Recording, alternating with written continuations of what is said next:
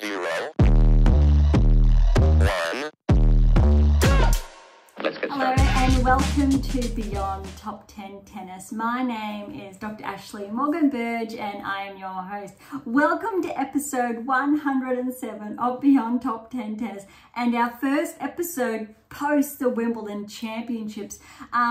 Our previous episode really wrapped up the quarterfinals, semi-finals through to the finals of Wimbledon, but we held off on the rankings because there was a little bit of a delay there for the rankings to come out, obviously, after the winner was announced.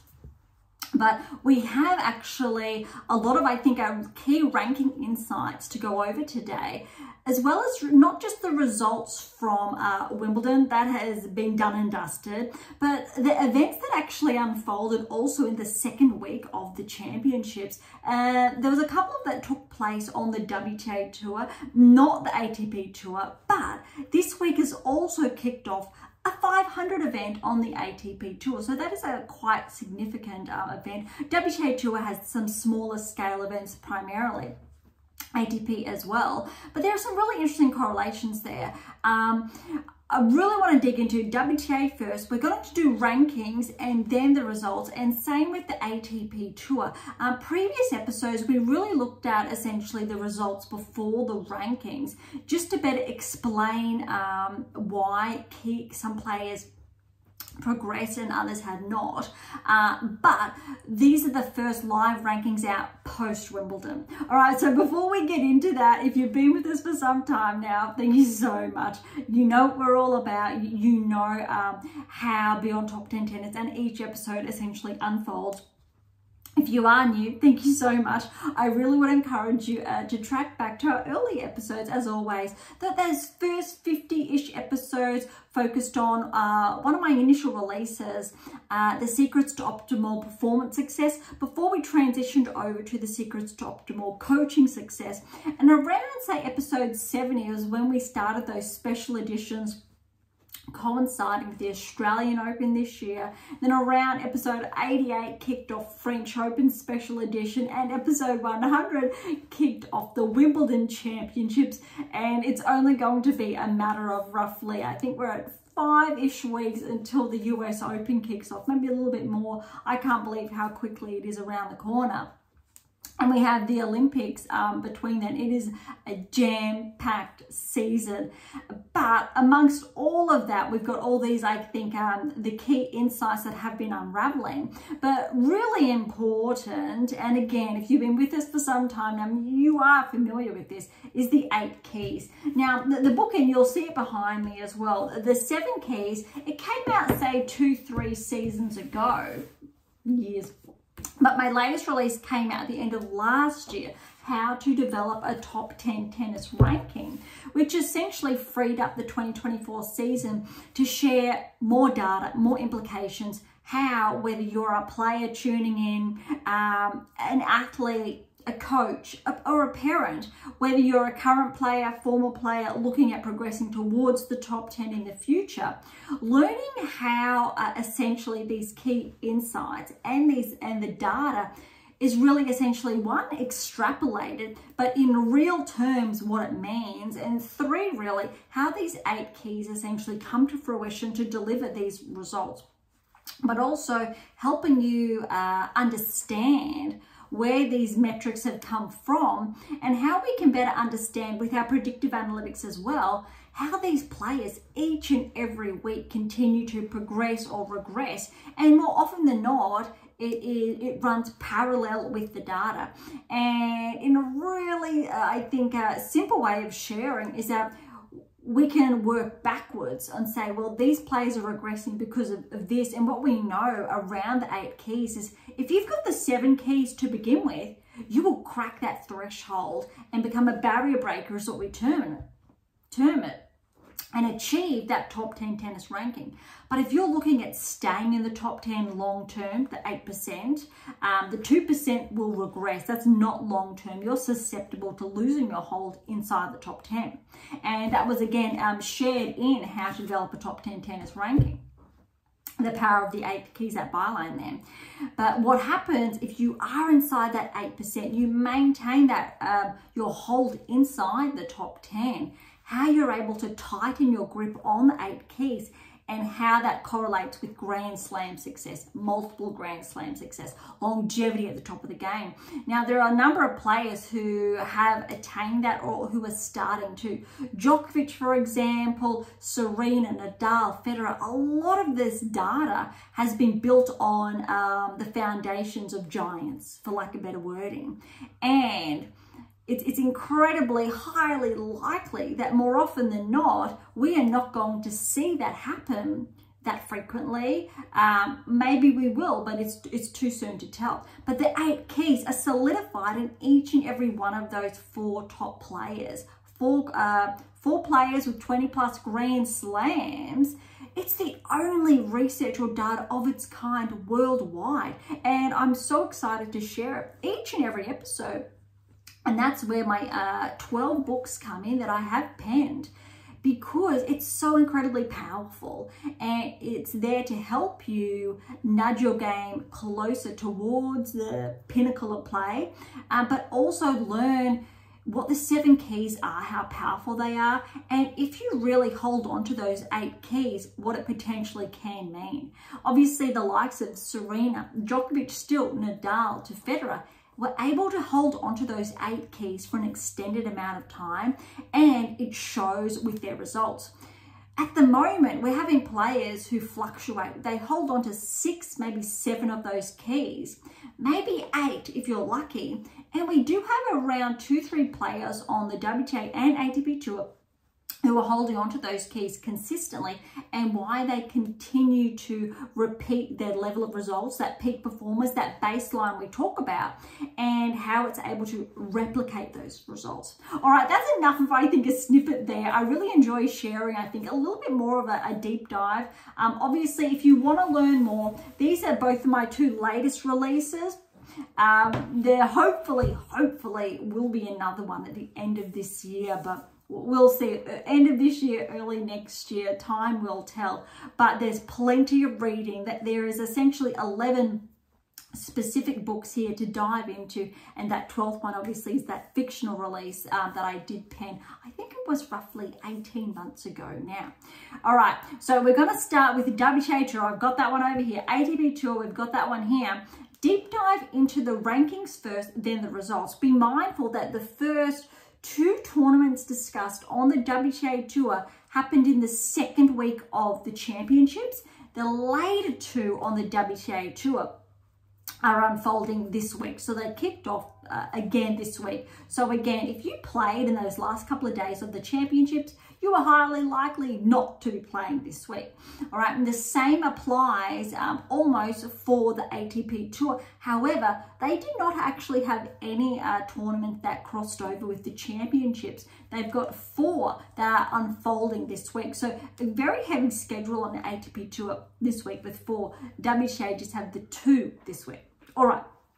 Ranking insights, really important. We're going to start from 100 through to 1, and we'll do the same on the ATP Tour as well. But just outside the top 100 is noteworthy is Osaka. So Naomi was roughly just outside the top 200, a little bit higher, I think, prior to the Australian Open, and then she's been starting to track. So even though her results potentially weren't as anticipated at Wimbledon, she's almost cracked the top 100. Noteworthy, we know Wozniacki and Badosa did crack the top 100 prior to the championships, because all 3 of those players were around that ranking range. Very important. There have been changes though in their respective rankings, and we will get there.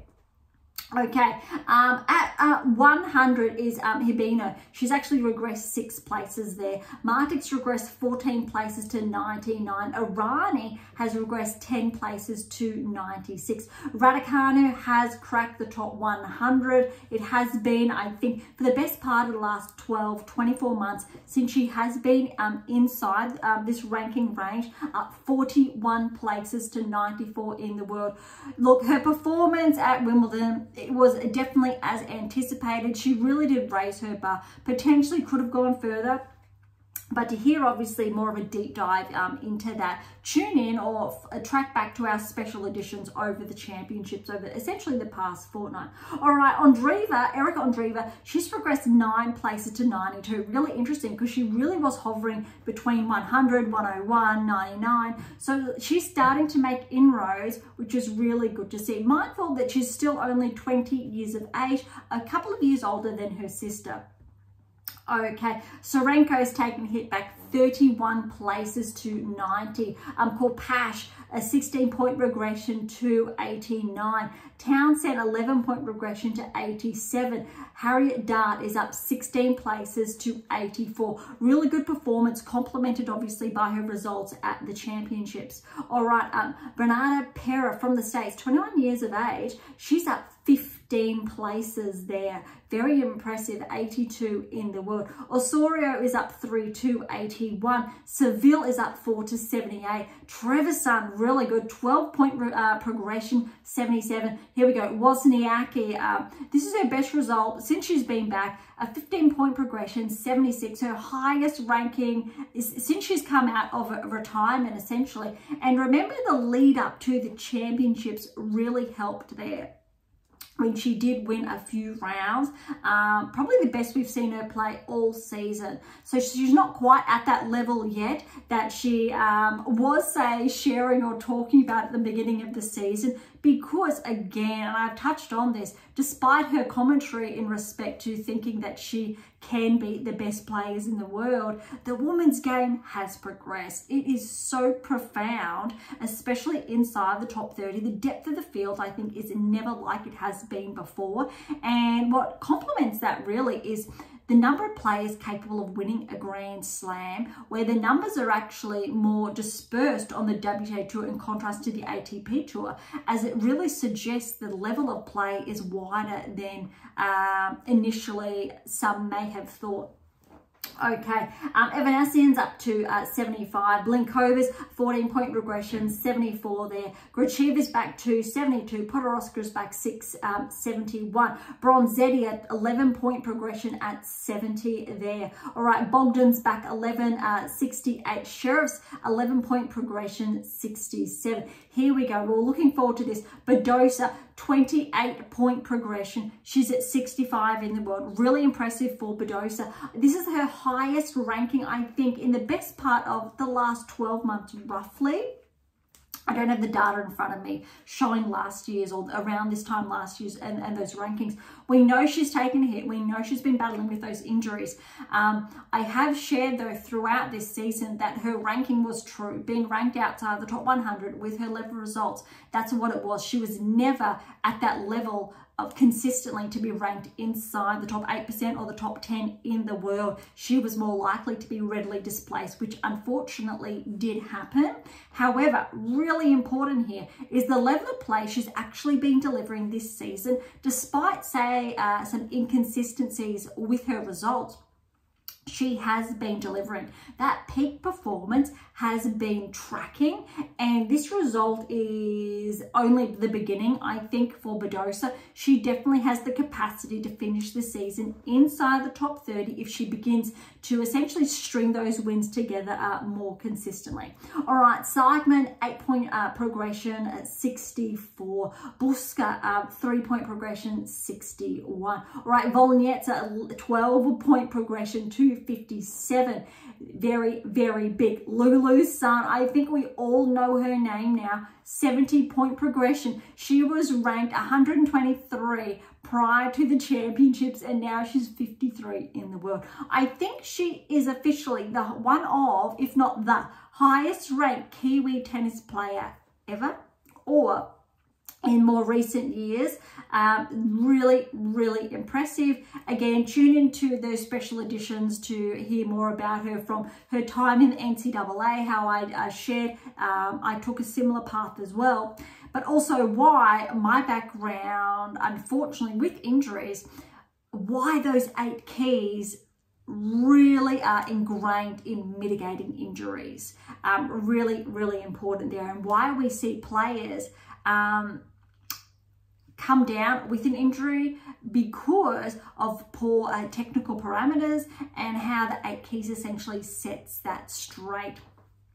Okay, Kennan's back 6 at 55 in the world. So Sun is at 53. Hopefully good things we will see from the here on out. Stearns steady at 52. Dolhide 51 as well. Zhu is up 11 places to 50 in the world. Really good there. Stevens is up 5 at 45 in the world. Pliskova 2-point progression 44. Barella 3-point progression at 42.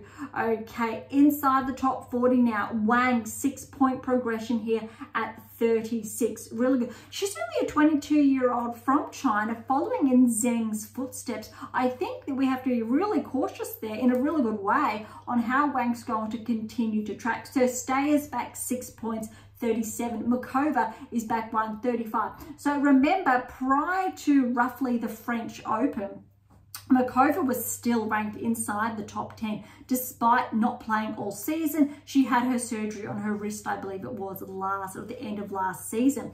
And that's why the rankings were not correlating. She was inactive and still placed inside the top 10. However, now it's starting to show she hasn't been able to string enough games together and or wins together since she has been back in action. So it's going to be really interesting, I think, how the rest of the season pans out and whether or not Makova progresses towards the top 30 inside more firmly or not. Really interesting because players who have that one-off peak performance and are not able to sustain it, unfortunately, that is what we see. Similar with Kedden, for example, with that regression, although she has been relatively steady inside the top 50. We'll get more to those key points later. All right, Mertens is back 134. She should be ranked inside the top 30. Bult is back 4 to 33. Definitely should be placed inside the top 30. Pavlyuchenko is back 4 to 32. Should be placed inside the top 30. All right, Mira Andreeva, the 17-year-old, didn't have, let's say, the best Wimbledon results there. She had a stellar French Open, but she's back 8 points to 31 and definitely should be ranked, let's say, I'll say around that ranking range. We wanted to hover around, say, 30, just for the rest of, let's say, the next season. And then I think once she hits 18, 19, good things and the rapid fire, we want that to steady. Similar to say when we're looking at Gauff and her metrics over those 2 to 3 years around a similar age and ranking range. All right, Svitolina has taken a hit, 9-point regression to 30. Without a doubt, Svitolina should be ranked inside the top 15. That these rankings are skewed. Really important that there needs to be a correction.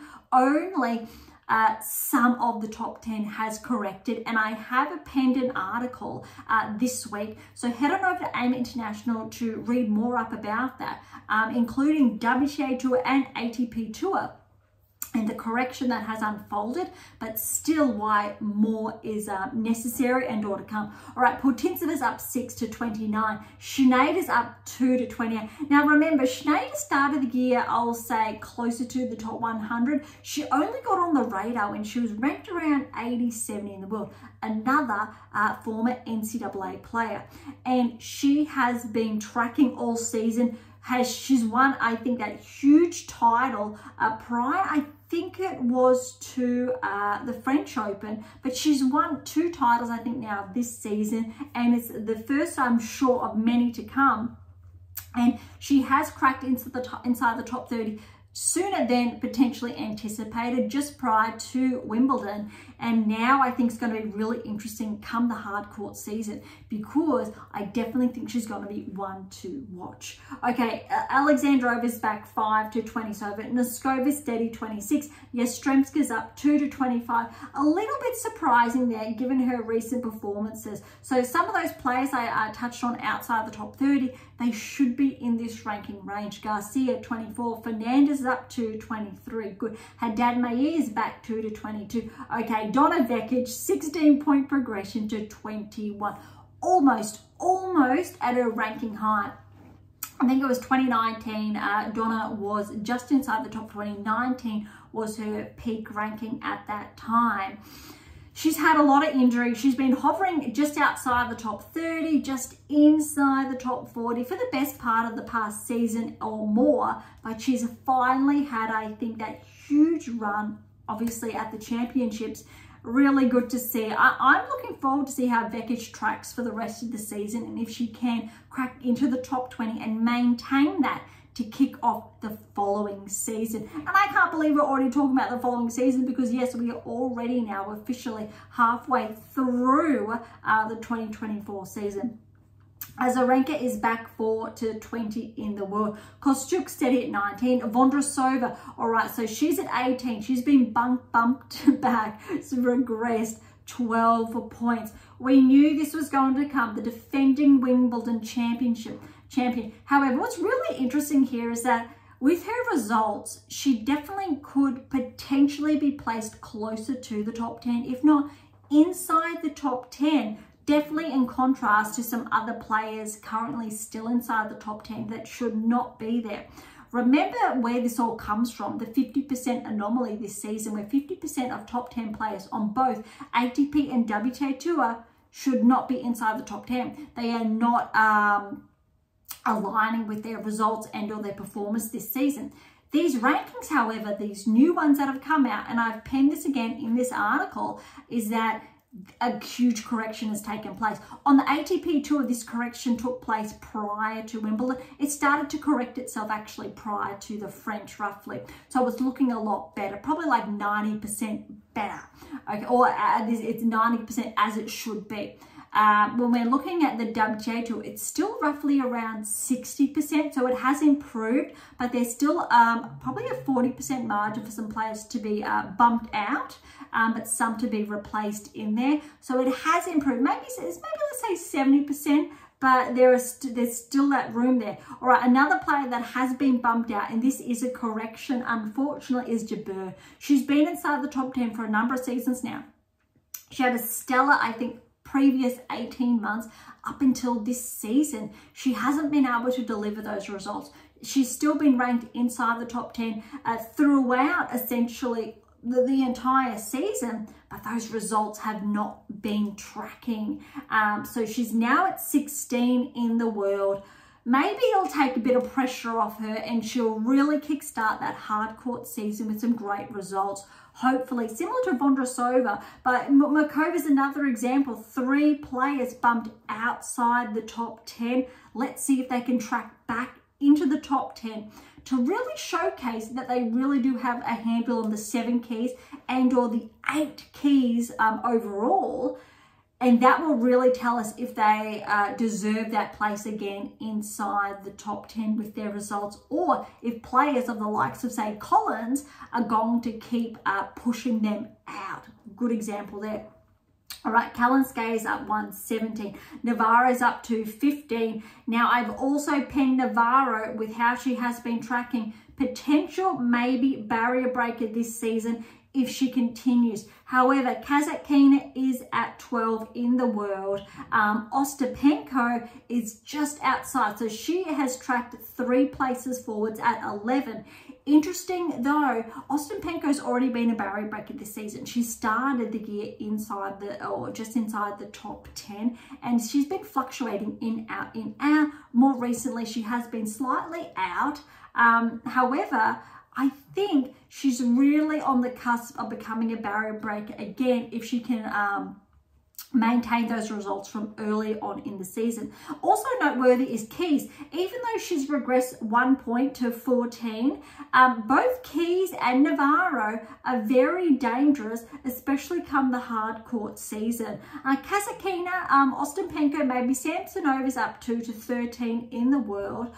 We want to see a little bit more to whether or not I think Samsonova is going to regress, but this could be incorrect. That's more of a looking at how these players have collectively been tracking. We know the other 4 have been tracking more readily over the last, I'll say 5 to 6 weeks in contrast. Okay, top 10, yes, there has been a correction. However, there's still a couple of players that are more susceptible. So a couple more than 2, including of that 2%. And typically that's only obviously accounting for 2 players, but Start from the beginning. Yes, Swiatek, Gauff, Sabalenka, Rybakina, Paolini. Yes, that is a really healthy correction. All 5 of those players are respectively ranked and as it should stand, and represents their current level of play and their results this season. Very, very important. Really happy for Paolini to progress those 2 points to be inside officially the top 5. Pegula was 5, so she's back 1 at 6. Her results have not been tracking this season, and they just don't correlate with that top 10 ranking. Yes, she got that maiden grass court title prior to Wimbledon, but that level of consistency is just not there. Potentially, sure, ahead of, say, the likes of Vondrousova to Jabeur, but top 10 status, no. She is, however, ahead of Zheng. Zheng, yes, she's up 1 to 7 in the world. Zheng has not been tracking since her finalist result at the Australian Open. Definitely should be ranked outside the top 10. We're yet to see that level. Now, we've got the likes of, say, Collins. She's up 2, so she's cracked back into the top 10. She was briefly inside the top 10 prior to the French Open, slipped out to 11. Now she's back in. Good. Look at her results this season. They speak for themselves. No other player, unless they're inside the top 5, has those results. And that is why Pegula to Zheng, more likely than not, will regress out. Sakkari, very similar. Sakkari has had some results, however, this season. More recently has regressed in her, say, performance and that rate of consistency or her patterns of play.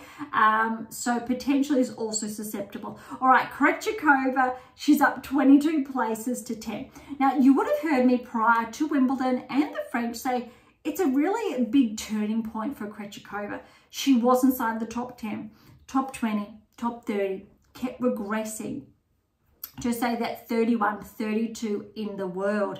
And it was a turning point whether or not she was going to re-equip herself with more keys or continue to regress.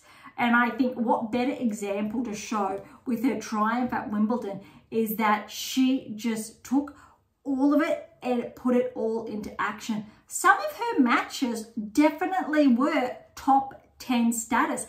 She played the best tennis, I think, of her life, if not equivalent to, say, the French Open. But the game has progressed since then over the last, say, 3 years. And her game has as well. And that's what I think is really impressive.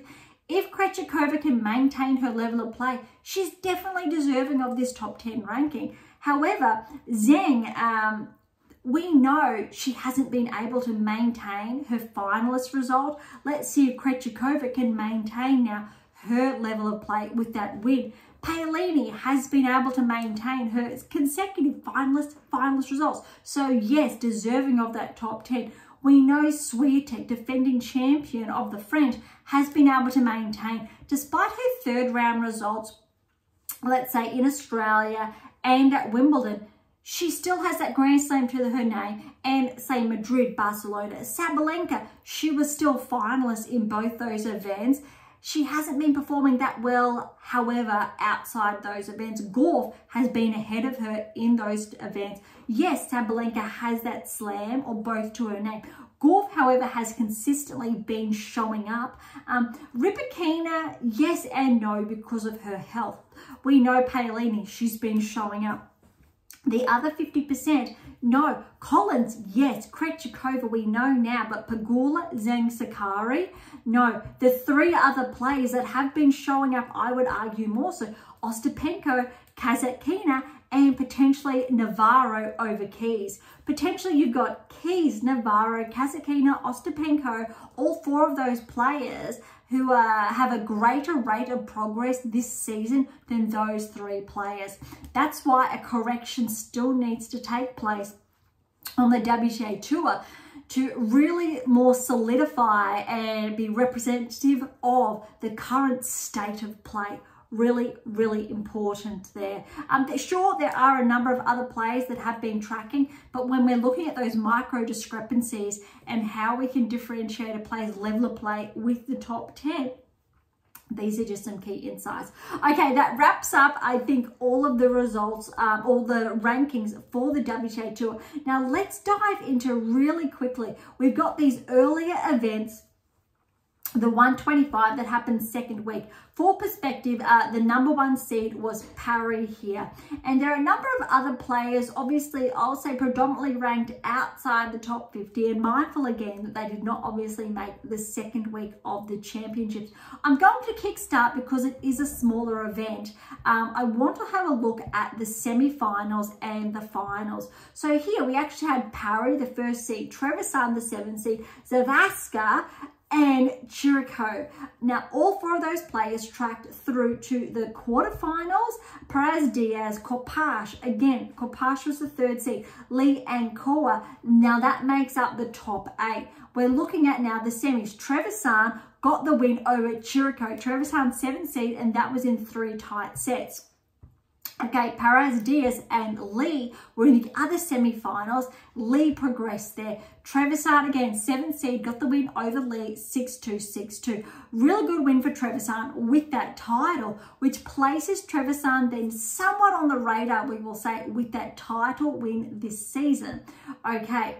The next one we're going to have a look at, well, that one was, my apologies, the Nordea Open, okay, Bastard, Sweden. So the next event, the other smaller scale event, the Est Open, okay, based in France. All right, so when we're looking at the quarterfinal stage, we can say we've got Rouvoy Gaillot, Bronzetti, the 4th seed, Giacomo, the 8th seed, Arango, my apologies, the 6th seed. Arango has been tracking this season. Sheriff, the 3rd seed. All right, Janjilovic and Jakupovic. My apologies for the mispronunciation there. All right, so that makes up the top 8. So let's have a look. Semi-final stage, we got Gaillot, Bronzetti, the 4th seed. Bronzetti with the win there. Sheriff and Janjilovic. Sheriff with the win there as anticipated. So we had Bronzetti and Sheriff fight off in the final. But before I get to the result, what's really noteworthy here is that the first seed was Podoroska, and Podoroska did lose in the first round to Martinov. However, Martinov then did lose in the second round. All right, so in the finals, Sheriff just fell short. Bronzetti, the 4th seed, got that win over Sheriff, because Sheriff has been tracking very healthily this season. All right, so Bronzetti had the 6-4, 6-7, 7-5, and that tie break was 7-5. Really close there. So Bronzetti, noteworthy to be mindful of. Two players as well to note potential tracking and potentially to make their way on the radar. We know Sheriff has been performing this season. All right, so the bigger events, so the 250 is underway this week. We've got the Palermo Open in Italy. All right, so we're, let's say, halfway through here. We've got the round of 32 and 16. The quarterfinals will be played later today. Let's dive into those first round results. Zheng is the number 1 seed here, and she's actually been putting up some good results, which is very noteworthy nonetheless. All right, so Zheng, good win over Irani, 3-2. Arango fell to Martic, 2-3. Bronzetti, good win over Giacomo in 3 sets. Christian, the 7th seed, straight sets win over Riera. Parry, 4th seed, 3-set win over Gadecki. Telchman over Ristic, straight sets 1-1. Zheng over Paquet. Paquet got that win over Zheng. My apologies, 3-3. Maria, the 8th seed, fell to Carl in 3 sets there. Rus has been tracking this season, the 5th seed, 3-set win over Trevisan. Begu over Bastos Ribeira. Straight sets win there. Erica Andreeva over Semistaja, straight sets. Lee straights 3 sets over Stearns, the 3rd seed. Blinkova, 6th seed, fell to Sharma, the Aussie there, 0-5. Tomljanovic over Sheriff. Really good win there for Tomljanovic, particularly because we've just shared how Sheriff made the finals the week before. 3 sets there for Tomljanovic. Okay, Noah Akugi over Barthel in 3 sets. And Makova, good for her, got a win over Korwa. However, noteworthy, it was 7-6, and that was, wow, 16-14 that tiebreak was. 5-1 to Makova, then Kawa did retire. Really good for Makova to be getting those wins under her belt, as we've just touched on with the rankings, because if she continues to track with wins, she will regain potentially that top 20 status, and then it'll be very interesting if she nudges closer to the 8%. Okay, round of 16 here. All right, the results, we've got Zheng, another good win over Martic, 4-4. Bronzetti fell to Christian, 3-2. Parry over Chelchman, 3 sets. Paquet over Carl, straight sets. Rus fell to Bagu, straight sets. Lee over Ondreeva in 3. Sharma, very good win over Tomljanovic, 3 sets. Very impressive. All right, Makova, very good 3 sets win over Noah Aragu. All right, look at this. 6-7, 6-2, 6-3. That tiebreak, however, was 6-love. Looks like Noah Akugi could not keep pace with Makova. But that 3-set win was going to be somewhat testing for Makova nonetheless, and to see how that wrist is going. All right, that wraps up round of 16. The quarterfinals that need to go underway to finish out, obviously, the last couple of days of the event. We've got Zheng against Christian, the 7th seed.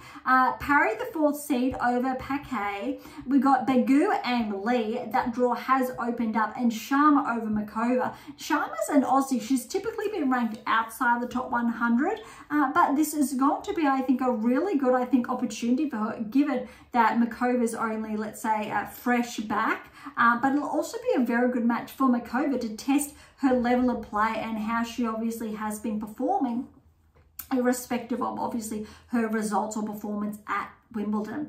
All right, so that wraps up, I think, the initial stages of the Palermo Open. Let's head on over to the final event on the WTA Tour this week, which is the Hungarian Grand Prix based in Hungary. All right, again, we've just got the earlier rounds to touch on. Schneider is the #1 seed, just to put the rankings into perspective here. Schneider, 3 sets win over Stolar. Makarova over Babos, straight sets. Danilovic fell to Bondar first round. Danilovic was tracking, I believe, prior to the French. She's had some, let's say, okay, some really good results in there, but she hasn't been able to replicate that level of play or maintain that peak performance level that allowed her to have that those breakthrough results. So we're yet to see Danilovic begin to track to really be on the radar this season. Okay, Uchijima fell to Seidel, 6-1, 1-0. Unfortunately, Yoshijama, the 7th seed, retired in that 2nd set. Wang, the 3rd seed, over to Doni, 6-5. Shmakova over Bulgara. 3 sets there. Pera, good win over Kopash, 3 sets. Podoroska, the 6th seed, she fell again here in the first round over Lice in straight sets. Fretch, the 5th seed, fell to Evans in straight sets. Masarova, good win over Sabadin, straight sets there. Shminalova over Rakhimova and 3 sets. Topier over fell to Sorobes Tormo, the 4th seed, 3 sets. Grachiva, the 8th seed, fell to Lamen, straight sets. Monet over Toth, straight sets. Timofeeva, good win over Walter, 5 and 7-6, 7-3 in that tiebreak. And Tomova is the 2nd seed. She fell to Sasnovich in 3 sets. Very interesting, but you can note the level of inconsistencies there with those respective seedings other than Schneider. She has been tracking, as we've previously touched on. All right, round of 16 results. Schneider, she did get the win over Makarova, 3-3. Seidel over Bondar, 5-5. Wang, the 3rd seed, fell to Shmakova, 6-3. Pera retired against Lies. That was in the 2nd set there. Then we've got Evanesian over Masarova, 3 sets. Sorobes Tormo, the 4th seed, she fell to Shmidalova. Lamens over Monet in straight sets. And Sasnovich over Timofeeva, straight sets there. All right, so we've got the quarters onwards to play out. Schneider is definitely in line, I believe, for her 3rd title maybe this season. I know she's definitely got that one I feel like she did capture that second one, but I'm going to just say that one, and with a maybe, but this is really impressive. I would say if Schneider does get this win here this week, it really might push her inside the top 25, and she's really on the cusp. Very impressive, very dangerous leading into the US Open. And to think the Australian Open, her ranking where it was, I believe outside the top 90, around that range. You know what's really interesting here? Guess who else made their breakthrough when they were around, they started the year ranked around 80 in the world? Swiatek.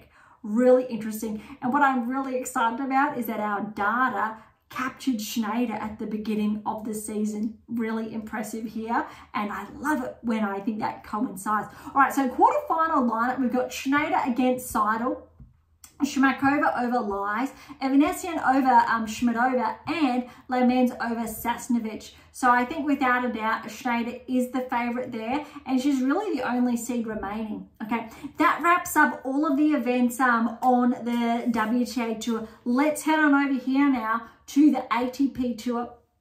We're going to start with the rankings before we look at the results. All right, at 100, up 22 points is Komsana. We know his standout performance at Wimbledon really was impressive, so definitely deserving of cracking into the top 100, 23 years of age from Argentina. All right, Mackenzie is back, Donald Mackenzie McDonald, my apologies, is back 3 places to 99. Goffin's had a 15-point regression to 98 in the world. Ramos Vinos, 10 points up to 97, so he has cracked the top 100. Adam Walton, he had a really good performance at Wimbledon. He's an Aussie, 6-point progression there, 95 in the world. O'Donnell's back 14, 94 in the world. Kazuk, 6-point progression, 92. All right, then Vandy Zanschulp, 10-point progression, 87. Kokonakis is up 5 to 88.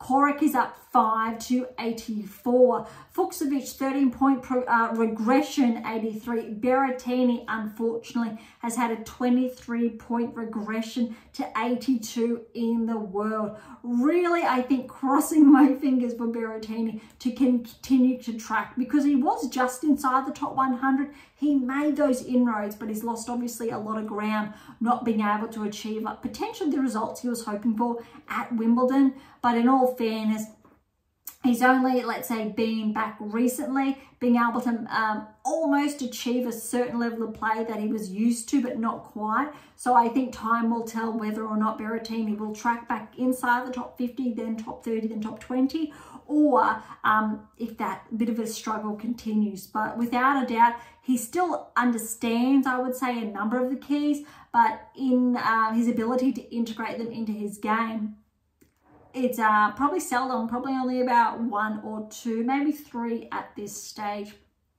All right, Fognini, we know he had a good performance at Wimbledon, a 14-point progression to 80 in the world. Very well deserving. We know Fognini has been ranked inside the top 10 previously. Even though his level of play does not correlate with that ranking, his current level of play and how well he's been playing definitely is most likely deserving of that top 30 ranking, potentially top 20.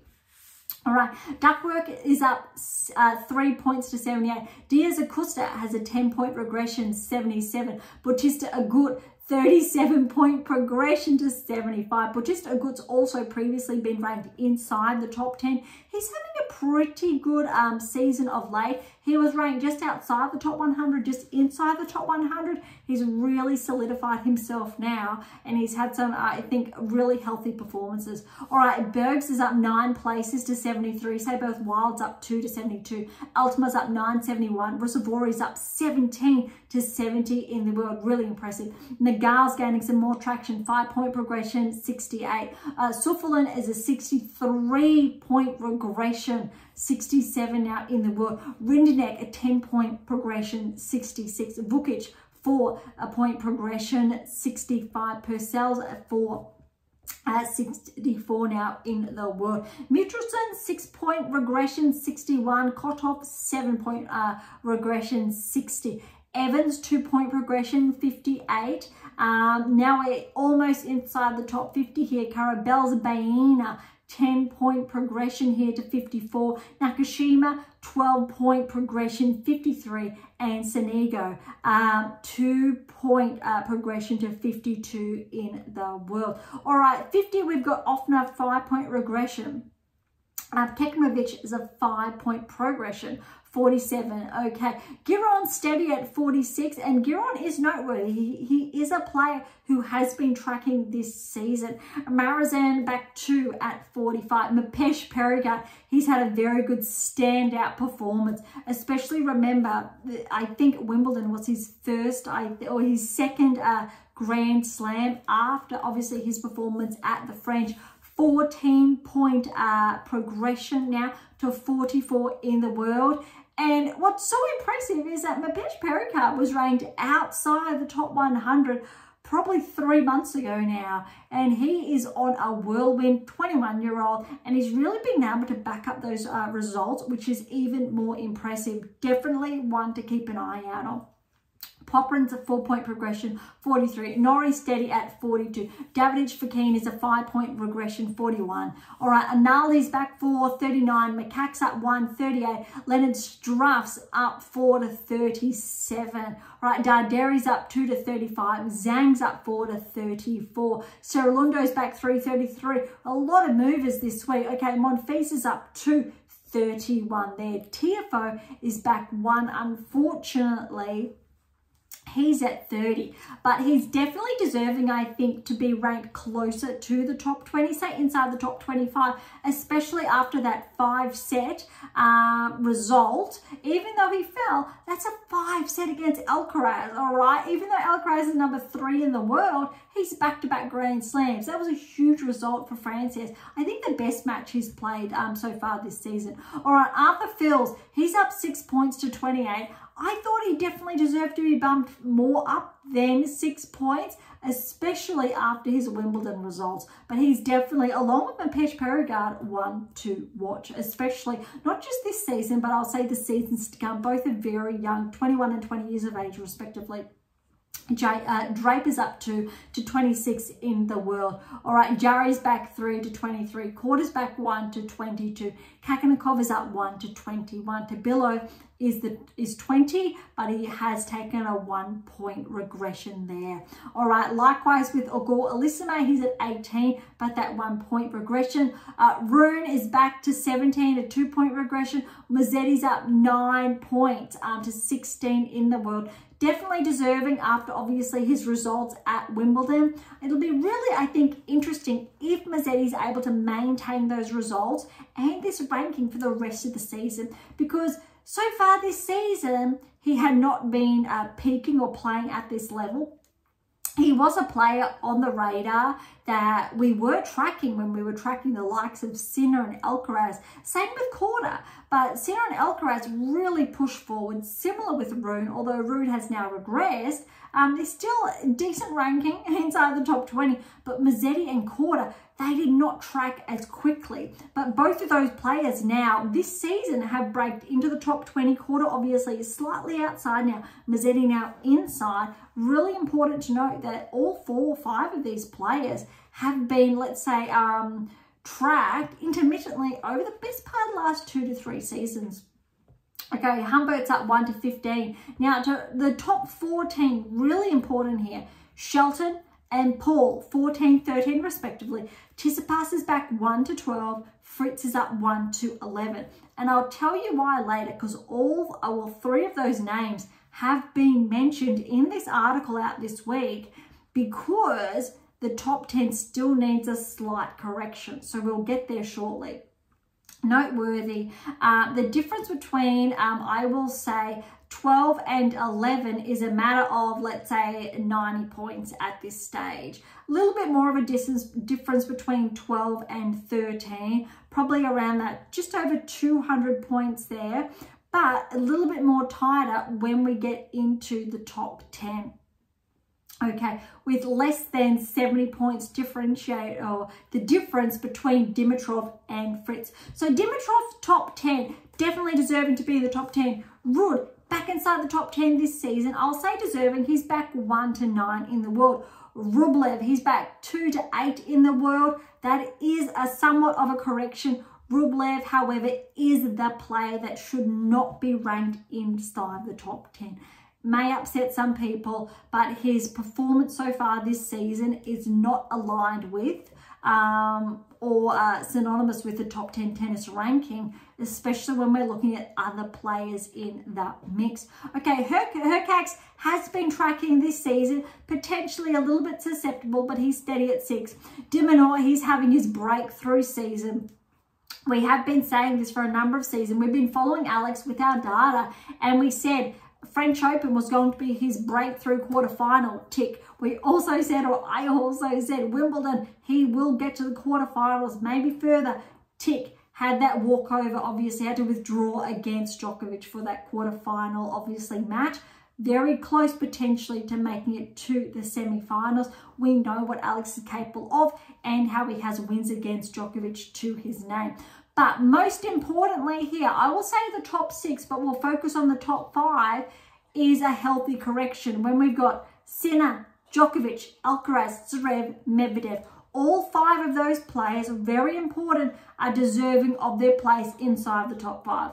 A little bit questionable here will be Alcaraz now, with 2 slams to his name this season at 3. Sinner with 1 slam to his name at 1. Djokovic, we know his record, definitely deserving, obviously, of 2, being a finalist there. Potentially, it could read Alcaraz, Djokovic, or Sinner, or Alcaraz, Sinner, then Djokovic. What's really important here is Djokovic has not won a title this season. Alcaraz has won a title this season, plus 2 Grand Slams. Sinner has won, I believe, multiple titles this season, plus a Grand Slam, and that's why he is at number 1. Even though he hasn't able to, say, replicate those Grand Slam results, he has outside Grand Slams. Alcaraz, however, has not been tracking as consistently this season outside Grand Slams, whereas Sinner has been. And that's a really important differentiator. But I also think the hard court season will correct whether or not Alcaraz finds form between the events, essentially that take part between the Grand Slams. Really important because he's yet to show that. He did initially in the earlier hard court season, but his performance has fluctuated since then, similar to Djokovic almost, but still ahead. Djokovic, even though he is 2 in the world, his results this season have not correlated with that ranking up until his Wimbledon finalist result. And yes, a good result at the French Open. Really important to be mindful of this. Sinner, despite, I think, that earlier loss at Wimbledon to Medvedev, he was still tracking and making it into the second week. And I think that's what's, really important. Zverev, sure, he fell to Fritz there. Fritz was definitely deserving of that, but we know that Zverev was still delivering that level of play. Medvedev as well. Look, he got that win over Sinner, and I kept saying Medvedev was really underrated. He's been, let's say, flying under the radar essentially all season. He's been showing up consistently. Quarterfinals, semi-finals, in almost, a lot of the events, more so, let's say, than other players. Alex has been there too. He's had some earlier losses, but he has been showing up. Hurkacz and Ruud and Dimitrov, all 3 of them, or 4 of them, have been showing up.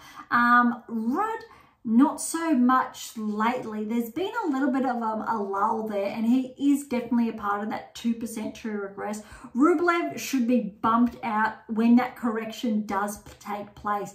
I would argue, even though Fritz is 11, he was ranked inside the top 10 last season, regressed at the beginning of the season, and we did say that was going to happen, and deservingly so. But he did track back into the top 10 because his performance started to track as well. And I've noted in this article that's come out, or is about to come out, is that Fritz's performance, and that we've learned this, especially this season, it's cyclical, which means he has those peaks, then those troughs, have those peaks, then those troughs. but his recent peaks really, I think, correlate with that top 10 ranking. Even if he remains inside that 2%, inside the top 10, he still deserves to be inside the top 10. Tsitsipas, yes, deservingly to be around that 12th ranking range at the moment. Rublev, I would argue inside the top 15, but outside the top 10 for that correction to take place. Okay, let's dive in. All four of these events are underway this week. The biggest, however, is in Hamburg. So the Hamburg Open is a 500 event. A number of rounds to get through here. All right, Zverev is the #1 seed. Okay, round of 32, first rounds first. Really good win, 2-2 over De Jong, a qualifier. Gaston, 3 sets over Diaz, Akusa. Kaboli, 3 sets over Altama. That second set, though, it was 6-4, 6-7, 6-3. That second set tiebreak was 8-6. Zhang, the 8th seed, 7-6, 6-love over Seyboth Wild. Surilundo, the 4th seed, good win over Komisama. But remember, Komisama, even though he's a lucky loser in Hamburg, he had that breakthrough result at Wimbledon. Kwon fell to Martere, 3 sets. Blanchet, qualifier, 3-set win over Poprin, very noteworthy there. Martinez, a win over Anali, the 6th seed in straight sets. Darderi, 7th seed, a 3-set win over Hutt. Molliker fell to Shevchenko, 3 sets. Lakovic over Meligan Alves, 3 sets. Baez over Kopa, 2 straight sets. All right, Phil's very good win over Munar, 3 sets there. Dejeri over Bergs, 3 and 6. Trangaletti over Offner, straight sets. And Rune is the 2nd seed here over Marizan, 4 and 4. Very important here. We're going to get back to that. All right, round of 16 here. So second round, but round of 16. Zverev over Gaston, 3 sets. Somewhat interesting there. Zhang over Kaboli, straight sets. Surilundo over Martinez, straight sets. Martinez over Blanchet, 3 sets. 6-4, Love 6, 7-5. Darderi over Shevchenko, 3 sets. Baez, the 3rd seed, over Lakovic, 3 sets. Phil's over Djur. Phil's is the 5th seed. Now, Rune, again, over Trungaletti, a qualifier, 4 and 3, which really sets up the quarterfinals. Okay, so we'll look at the quarterfinals, so what's to come here. Zverev against the 8th seed Zhang. That's going to be very interesting there. Obviously, Zverev is going to be favoured for this event. Surilundo over Martinez, Darderi over Baez, 7th and 3rd seed respectively. But Phil's the 5th seed over Rune. Now, this is going to be somewhat of a test there because we know how well Phil's played at Wimbledon, how well he has been tracking. Rune, he started to find some form, but his ranking has regressed, which is noteworthy, and again, what the data does support. However, and I have touched on this in recent weeks, we're waiting for that turning point, that Rune potentially is on the cusp of potentially progression if he begins to find the form where he's backing up those key patterns of play. So what's noteworthy here, given Rune is the 2nd seed, if he makes the final and faces off against Zverev, I think that will be a very healthy result and will push him back inside the top 15 in the world. All right, that wraps up the Hamburg Open, but really important, I think, to be mindful of the quarterfinals there. So we will revisit that next week. All right, the next events are all 250s. And this one is Newport, so the Infosys Hall of Fame Open, Rhode Island. All right, so the round of 32 here, noteworthy is the #1 seed is Manarino by first round. Opelka, wildcard, over Lestienne, 3 sets. Harris, a qualifier, over Diallo, straight sets. McDonald over Rinky Hijaka is the 8th seed, that's a 3-set. Mitchelson, 3rd seed by first round. Cressy over Elbow, 3 sets. Kokovic over Mayo, straight sets. Rindenek, the 7th seed, over Mokuzuki, straight sets. Vukic over Wong in straight sets. Spiriziri over 2 straight sets. I apologize for the mispronunciation. I am positive I have, so I really do apologize there. Quinn over Polman's, 3 sets there. Eubanks is the 4th seed by first round. Nakashima over Navarra, straight sets. Bolt qualified, well done over Mensik, really good for his ranking 2 and 4. We heard the story about Bolt for Wimbledon. He is an Aussie, and I'm really rooting for him to essentially track inside the top 100, potentially top 180 to come. Pair over Zavada, 3 sets, and Garon, the second seed, with a bye.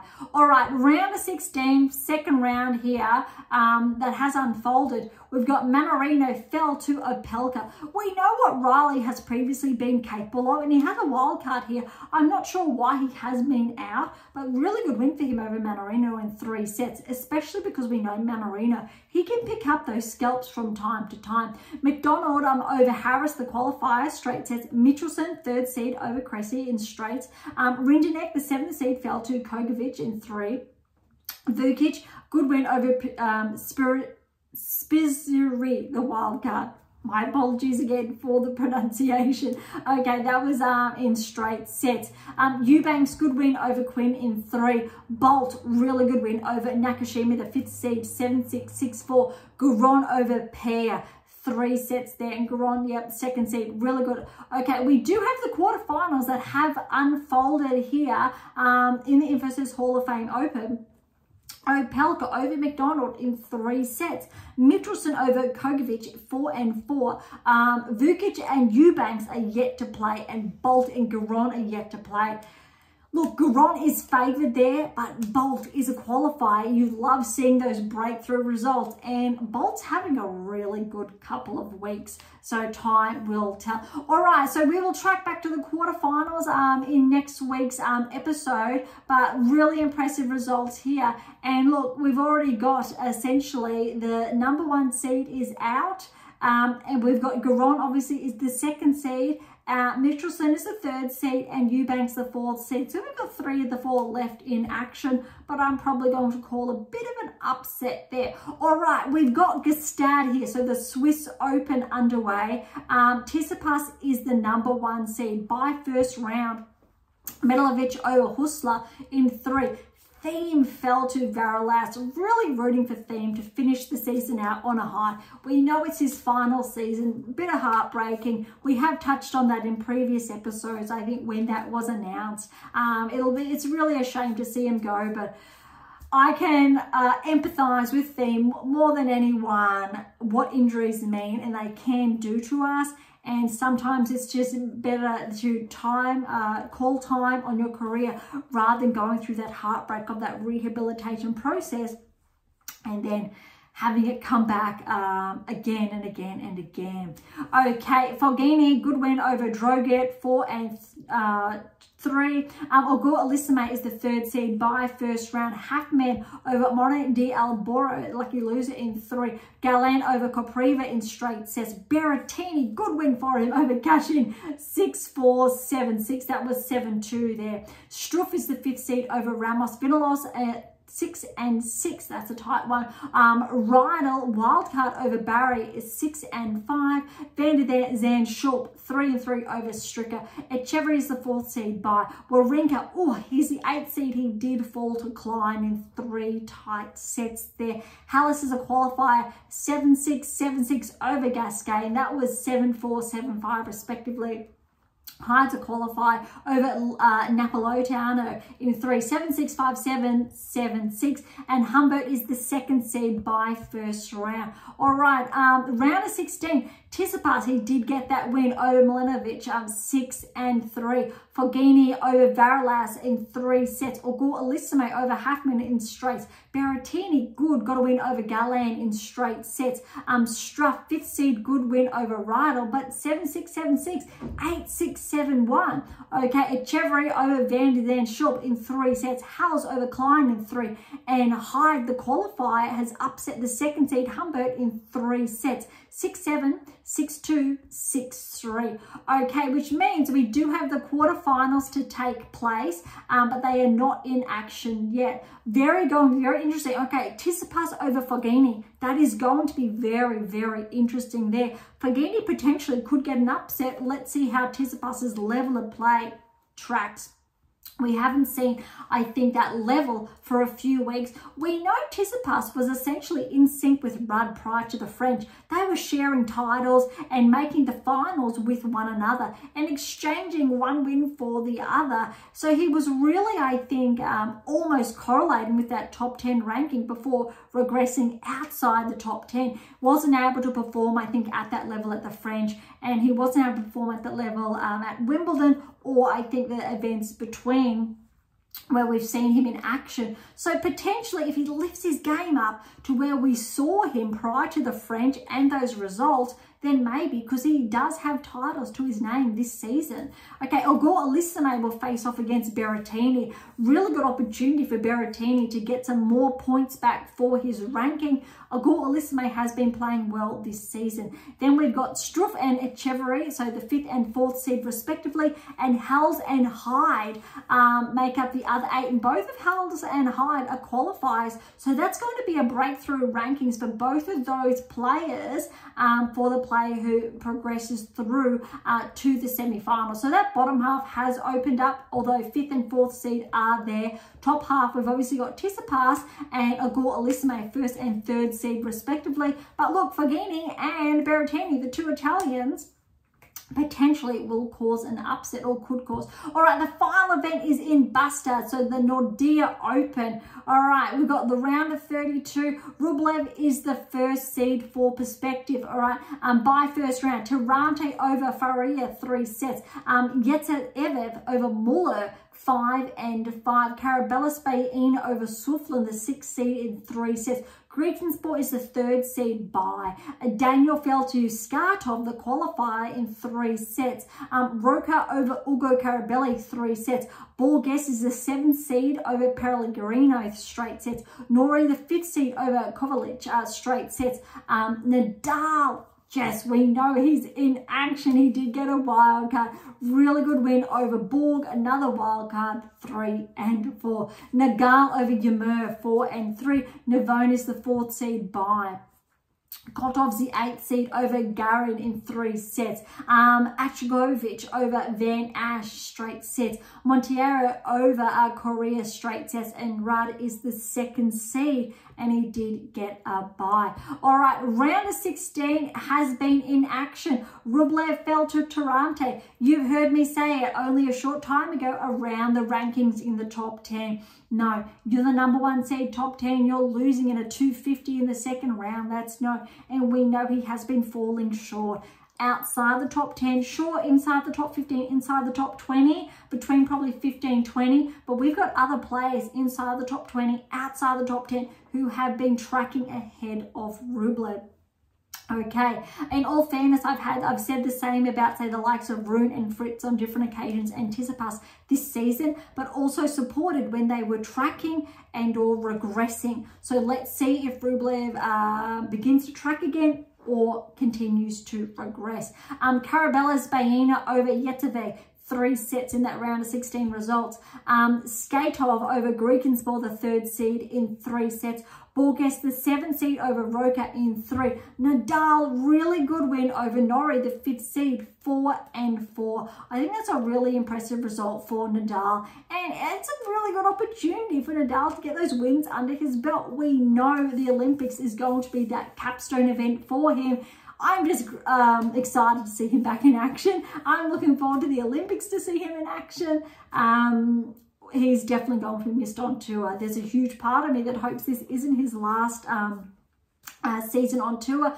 But again, touching on injuries, discussions around themes, obviously final season, can definitely, I think, empathise with Nadal, and that obviously that cycle and managing, I think it's quite vicious. And Nadal's, he has achieved, I think, the remarkable with as far as the clay court goes, but also winning slams on all surfaces as well. I'll definitely have to write something, hopefully, about that when that time comes. Okay, Nagal fell to Navone, the 4th seed, so Navone 4 and 2 over Nagal. Kotov fell to Adjukovic, the qualifier, in 3, and Ruud fell to Monteiro. You heard me say it again a short time ago that Ruud similar to Tsitsipas, even though he's inside the top 10 and that is basically susceptible to that 2% that we talk about in how to develop a top 10 tennis ranking.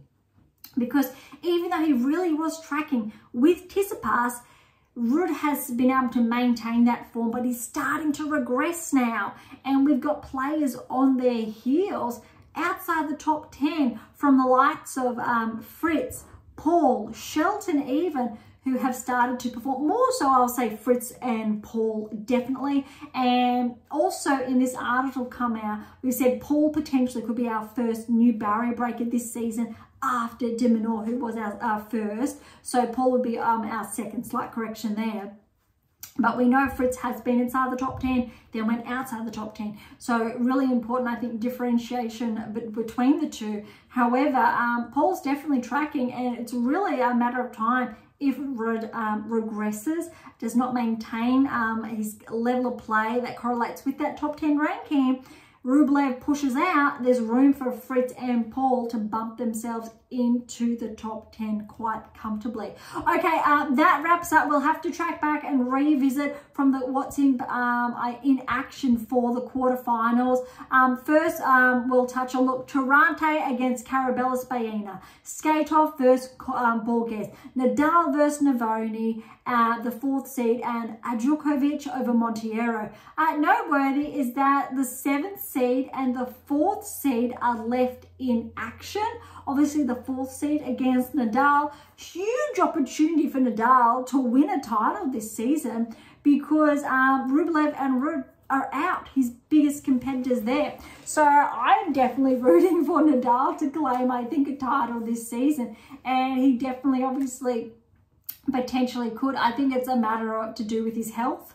If Nadal stays healthy, we know what he's capable of. And it's definitely a really good warm-up event, I think, for the Olympics, which is really, I think, only a fortnight away. Wow, time flies. Okay, that really wraps up today's episode. Thank you so much for tuning in. We've gone over all the rankings and results on both the WTA and ATP tours and those respective events. Look, to grab your copy of How to Develop a Top 10 Tennis Ranking, The 7 Keys, or any of my other books, head on over to AM8 International. And you'll see the books, and under the books tab you'll see all the books there, or head on over to Amazon. Irrespective where you're based in the world, you can easily grab your copy. For any comments or questions, head to AM8 International or Topic Thread, that social platform or network set on data privacy.